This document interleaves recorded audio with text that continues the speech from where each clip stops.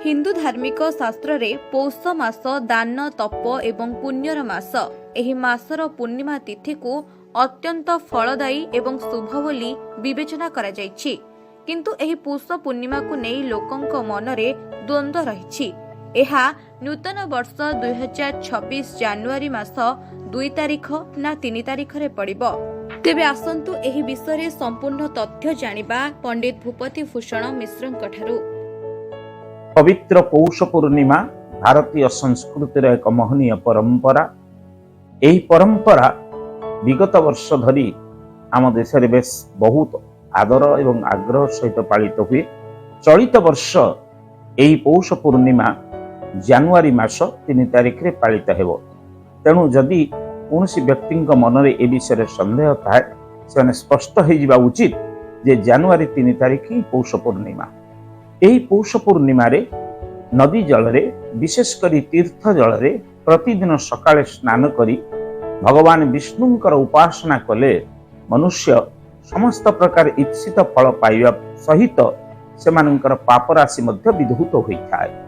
कहिबार तात्पर्य होउची एही मासरे भगवान विष्णु हरि विष्णु बा गोपाल विष्णु को मध्य पूजा कले आमे अनुरूप फल पाई परिबा एवं केते क्षेत्र मध्य लक्ष्मी नारायण पूजा करा जाई परिबो। एवं सेही परम विष्णुंकर पूजा कले निश्चित भावरे आमे केवल आमर अभिष्ट फल पाइबा ता नुहे, आम भितरे आम मन भितरे थिबा समस्त प्रकार पौष बा पाप मध्य दूरीभूत होई परिबो।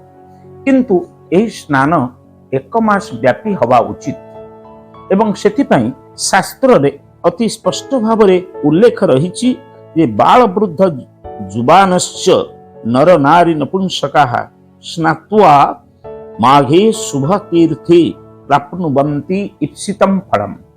अर्थात जो माने एही स्नान समय रे स्नान करिबा परे भगवान विष्णु को आराधना करिवे सेमानंकर कौनसी प्रकार अभिष्ट फल रे बाधा सृष्टि हेब नाही।